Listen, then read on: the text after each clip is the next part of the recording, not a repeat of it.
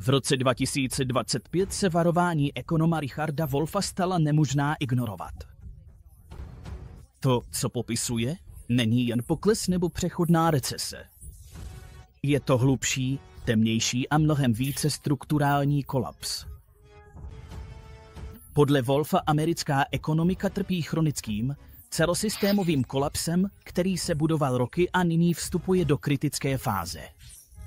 Tato ekonomika je na přístrojích, říká Wolf, a ti, kdo ji řídí, stále předstírají, že je všechno v pořádku.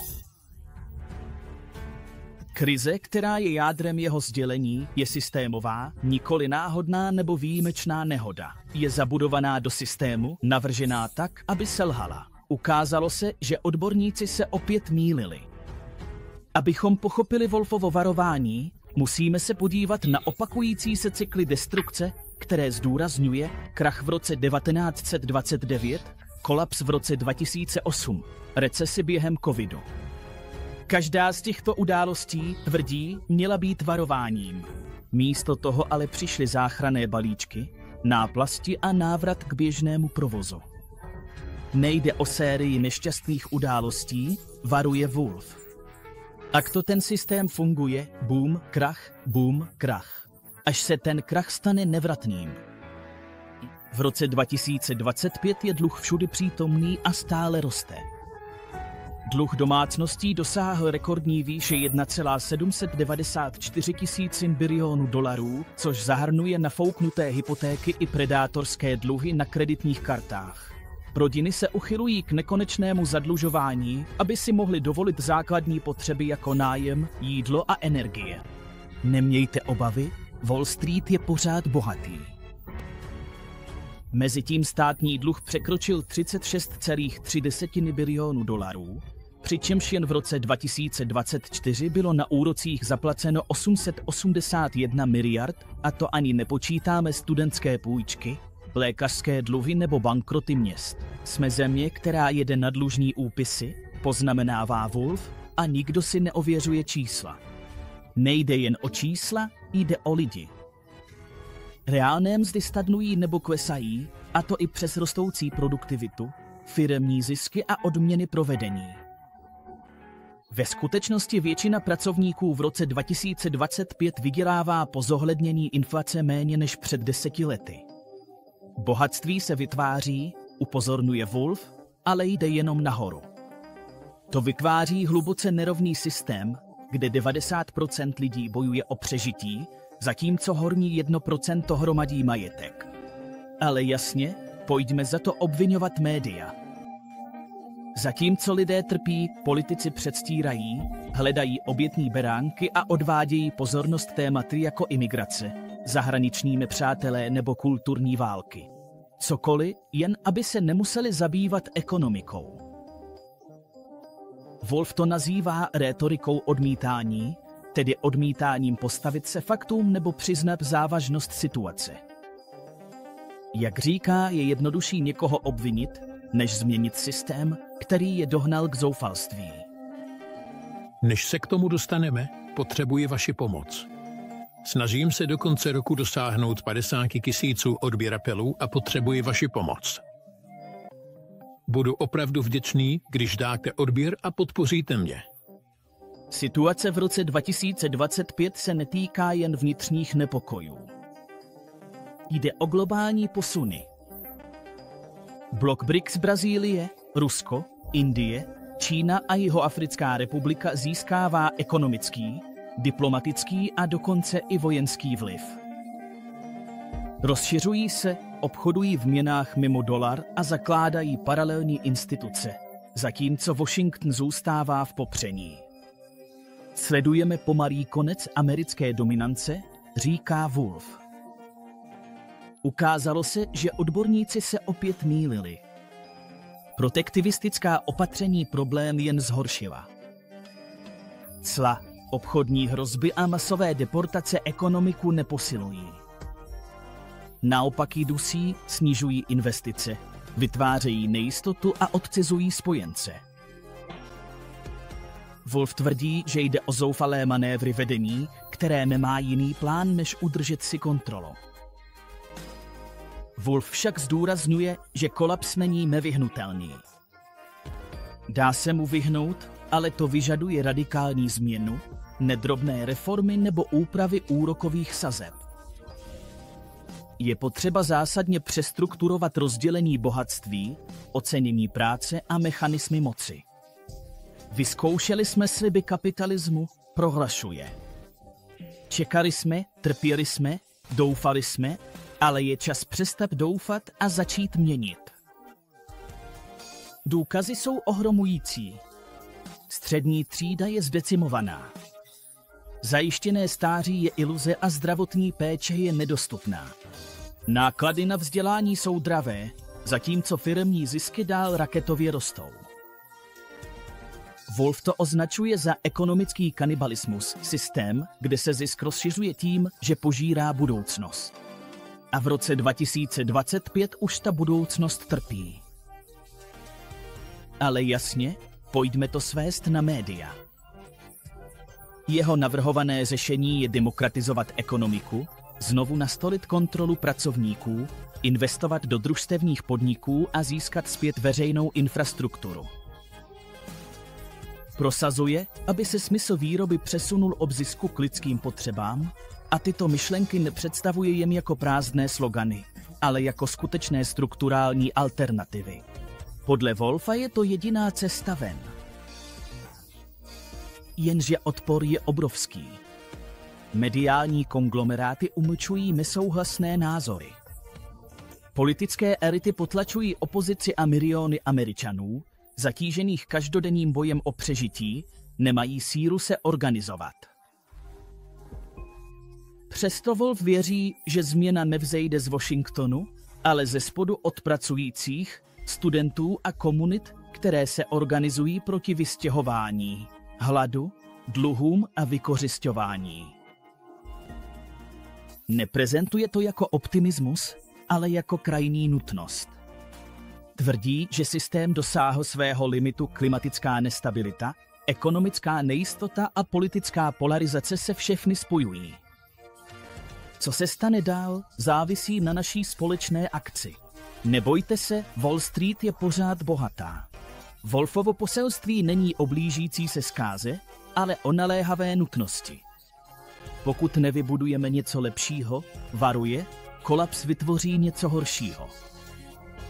To varování není abstraktní. Odehrává se právě teď v našich městech, v našich nájmech, na našich výplatních páskách a v naší budoucnosti. Otázka tedy nezní, jestli má Richard Wolf pravdu. Jde o to, jak dlouho si ještě můžeme dovolit předstírat, že ji nemá. V červnu 2025 ekonom Richard Wolf jednoznačně řekl to, čeho se mnozí obávali, Spojené státy nečelí jen další recesi, ale hlubokému systémovému kolapsu. Tohle není teorie. Je to pomalý rozpad impéria, kde strukturální rozklad předstírá ekonomickou normálnost. Ukázalo se, že odborníci se opět mýlili. Wolfova varování nejsou žádný clickbait. Jsou to nekompromisní pravdy vycházející z desítek let ekonomického pozorování. Současnou situaci v USA přirovnává k rozkladu britského impéria nebo k ekonomickému chaosu poválečného Německa po první světové válce. V jádru tohoto kolapsu jde o nemilosrdné přenášení ekonomické bolesti z bohatých na všechny ostatní. Než se k tomu dostaneme, potřebuju vaši pomoc. Snažím se do konce roku dosáhnout 50 000 odběratelů a potřebuji k tomu vaši pomoc. Budu moc rád, když dáte odběr a podpoříte mě. Wolf zdůrazňuje trvalý vzorec. Jakmile se ekonomika rozpadá, ti u moci politická třída, miliardáři, korporátní elita popírají blížící se kolaps. Jejich řešení přenášejí náklady na střední a pracující třídu. Tohle není hypotetické. Děje se to v reálném čase, inflace už teď snižuje kupní sílu milionů Američanů. Ale jasně, pojďme za to vinit média. Ceny základních věcí jako potraviny, benzín a nájem prudce vzrostly, zatímco mzdy výrazně zaostávají. Důsledkem je tichý pád životní úrovně, protože Američané jsou ekonomicky vyprázdňováni. Není to kvůli nedostatku zdrojů, ale spíše kvůli záměrnému přenášení břemene. Takhle umírají impéria, vysvětluje Wolf. Ne v náhlé katastrofě, ale prostřednictvím politik, které mají chránit mocné na úkor zranitelných. Popírání této reality má hmatatelné důsledky. Stimulační balíčky často nedosáhnou k těm, kteří je nejvíce potřebují, zatímco záchranné balíčky pro korporace byly přejmenovány na ekonomickou záchranu. Mediální narativy neustále viní jednotlivce za systémová selhání, což vše slouží k zakrytí skutečné hloubky krize, dokud není na změnu příliš pozdě. Nebojte, Wall Street je pořád bohatý. Americká ekonomika byla dlouho charakterizována nerovností. Wolf však tvrdí, že rok 2025 znamená novou fázi, kdy nerovnost není jen morálním problémem, ale zásadní hrozbou samotné struktuře. 3 roky po ekonomickém šoku způsobeném COVID-19 se Američané stále potýkají s jeho důsledky, ztrátou zaměstnání, vyčerpanými úsporami a narůstajícími dluhy. Když se k tomu přidá inflace, střední třída se ocitá na pokraji propasti. Wolf dělá znepokojivé srovnání s poválečným Německem po první světové válce, kde hyperinflace, nezaměstnanost a úsporná opatření zničily dělnickou třídu a nakonec vedly k sociálním nepokojům. Opakované šoky lidi lámou, varuje. A když se lidé zlomí, následují i ekonomiky. Tento bod zlomu je nyní patrný na rostoucím počtu nesplácených kreditních karet a rozmachu práce na volné noze. Tradiční pracovní místa se nevracejí. Jisté zaměstnání mizí a mladší generace je zatížena dluhy a nájmy, vyloučena z ekonomických příležitostí, které měli jejich rodiče. Ukázalo se, že odborníci se opět mýlili. Jedním z faktorů, které tuto krizi urychlují, je podle Wolfa politika, zejména obchodní politika. Opětovné zavedení agresivních cel v roce 2025 administrativou Donalda Trumpa ještě zhoršilo už tak nestabilní situaci. Patří sem 25% cla na dovážená vozidla a autodíly, údajně na ochranu amerických pracovních míst. Místo toho však zvýšila ceny, narušila dodavatelské řetězce a vyvolala odvetná cla ze strany dalších zemí. Wolf si nebere servítky. Tato forma ekonomického nacionalismu průmysl neoživuje, ale izoluje ho. Američtí výrobci čelí vyšším nákladům a američtí spotřebitelé nesou tíhu následků. Výsledkem je pokles exportu, méně pracovních míst a nestabilní investiční prostředí. Místo stability čelí podnikatelé nekonzistentní politice. Ale jasně, pojďme za to obvinit média. Dopad na běžné Američany je přitom zásadní.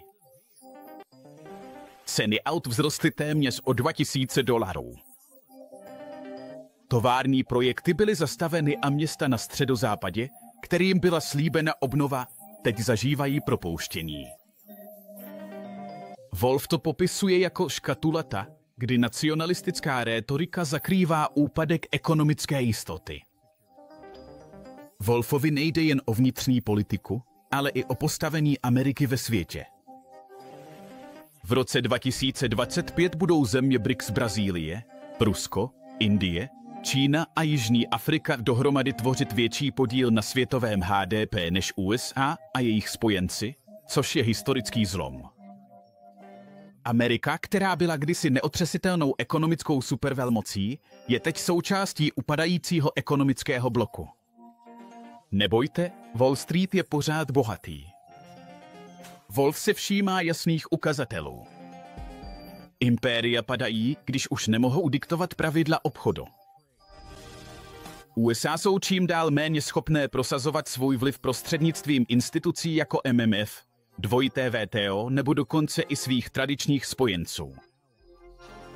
Sankce ztrácejí účinnost, obchodní dohody se rozpadají a dominance dolaru je pomalu, ale záměrně zpochybňována. Současně jsou americké pokusy znovu získat vliv pomocí cel, vojenského tlaku nebo zákazů technologií kontraproduktivní, spíše signalizují zoufalství než nadvládu, což si globální investoři dobře všímají. Wolf je naprosto jednoznačný. Spojené státy neprocházejí jen obtížným obdobím, ale vstupují do nové reality.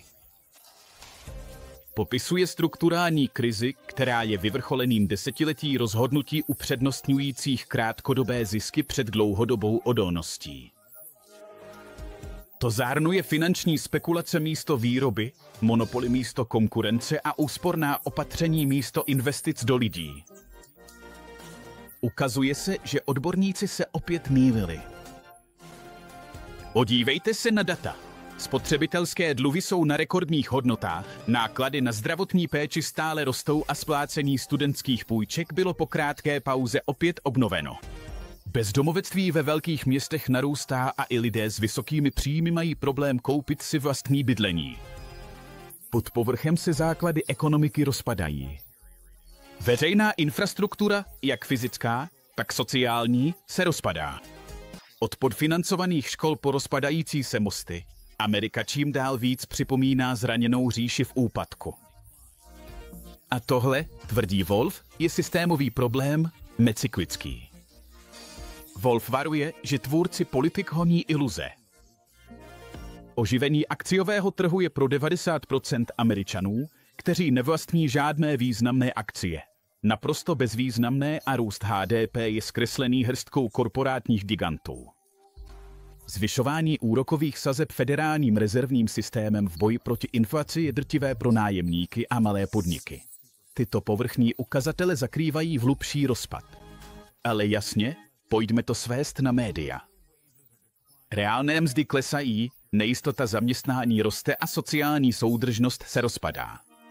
Když lidé ztratí víru v systém, když mají pocit, že jsou pravidla zmanipulovaná, nečekají pasivně, bouří se. To je to, co dělá současnou situaci tak nebezpečnou. Každý měsíc nečinnosti, každé odvádění pozornosti ze strany médií a politiků posouvá USA blíže k sociálnímu bodu zlomu, kde škody přesahují ekonomiku a zasahují i politiku, dokonce samotnou existenci země. Jednou z nejzásadnějších Wolfových kritik je omyl, že Američané čelí této krizi společně. Podle něj neexistuje žádné sdílené obětování. Obětují se chudí, bohatí mají zisk. Miliardáři během pandemie zaznamenali rekordní zisky a firemní zisky dosáhly nových maxim. Přesto města škrtají rozpočty škol, zdravotní péče zůstává nedostupná a daňové mezery umožňují ultrabohatým ukrývat miliardy. To není šiba, to je záměr. Nebojte se, Wall Street je pořád bohatý. Tento ekonomický systém směřuje těžkosti dolů. A do roku 2025 jsou důsledky nepopiratelné. Stanová městečka se rozrůstají, poptávka po potravinových bankách raketově stoupá a napříč generacemi propukají krize duševního zdraví. Přesto tento narativ z Washingtonu přetrvává. Jsme na cestě k zotavení. Ale Wolf ví své. Nemůžete se zotavit, když systém, který vás zklamal, stále funguje. Jaký je tedy konečný výsledek? Wolf netvrdí, že má prorocké schopnosti. Přesto jasně pojmenovává, o co jde.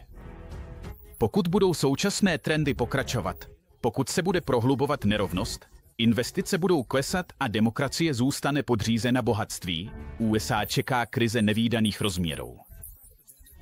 Nepůjde jen o ztrátu pracovních míst. Půjde o ztrátu legitimity, o systém natolik nevyvážený, že občané přestanou věřit, že je možné ho napravit. Když tato víra vyprchá, historie ukazuje, co následuje radikální změna, někdy pokroková, často nebezpečná, ale vždy narušující. Otázkou není, zda lze kolaps odvrátit, Ale zda ho lze proměnit v něco lepšího, nebo zda s sebou stáhne všechno ostatní. Ukazuje se, že odborníci se opět mýlili. Varování Richarda Wolfa z června 2025 není proroctví, je to rozpoznání vzorců. Impéria se hroutí, když se elity izolují od důsledků svých politik, když se nerovnost stává nesmyslitelnou a když základní mýty systému příležitost, mobilita, spravedlnost už neodpovídají realitě. Spojené státy, jak Wolf zdůrazňuje, se nyní nacházejí v této nebezpečné zóně. Jsme svědky počátečních fází úpadku. Volba už není mezi recesí a růstem, ale mezi zásadní reformou a naprostým rozkolem. Toto je chvíle, která vyžaduje pozornost ne zítra, ne po příštích volbách, ale teď hned. Protože jakmile se impérium rozpadne, není cesty zpět, jen náročná cesta vpřed a přetrvávající otázka, kdo ponese náklady.